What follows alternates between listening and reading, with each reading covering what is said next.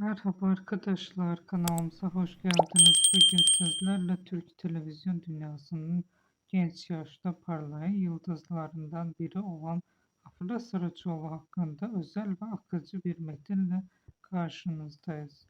Afra Saraçoğlu son yıllarda adını sıkça duymamız tesadüfi değil. Onu farklı kılan şey sadece güzelliği ya da ekran enerjisi değil, aynı zamanda doğal oyunculuğu ve sahiciliği. Kendi sözleriyle kendim olmaktan vazgeçmediğim sürece doğru yolda olduğumu hissediyorum. Bu cümle onun kariyer yaklaşımını çok net anlatıyor. Genç yaşta oyunculuğa adım atan Afra Saraçoğlu kısa sürede dikkat çekmeyi başardı. İlk projelerinden bile ekran karşısında rahat ve doğal bir duruş sergiledi.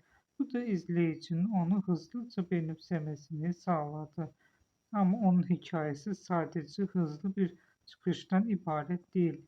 Her rolünde kendini geliştirmeye çalışan, farklı karakterleri dönmekten çekinmeyen bir oyuncu profili çiziyor.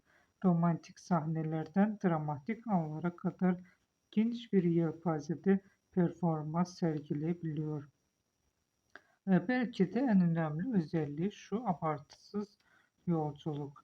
İzleyici onu izlerken oynadığını değil, yaşadığını hissediyor.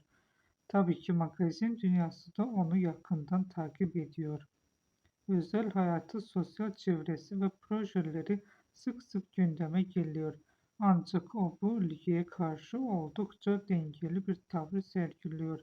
Ne tamamen göz önünde ne tamamen uzak. Kendi çizgisinde ilerliyor. Peki onu bu kadar konuşulur yapan ne?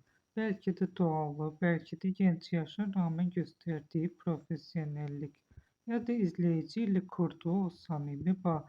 Bugün geldiği noktada Afra Saraçoğlu sadece Türkiye'de değil, yurt dışında da dikkat çeken bir isim haline gelmiş durumda. Dizileri farklı ülkelerde izleniyor. Hayran kitlesi her geçen gün büyüyor. Ama hala en merak edilen soru şu: sırada ne var? Daha büyük projeler mi, uluslararası yapımlar mı? Yoksa tamamen farklı bir rol mü? Zaman gösterecek. Ama kesin olan bir şey var: Afra Saraçoğlu ismi uzun süre gündemde kalmaya devam edecek. Kanalıma abone olmayı ve videoyu beğenmeyi unutmayın. Bir sonraki videoda görüşmek üzere. Hoşça kalın.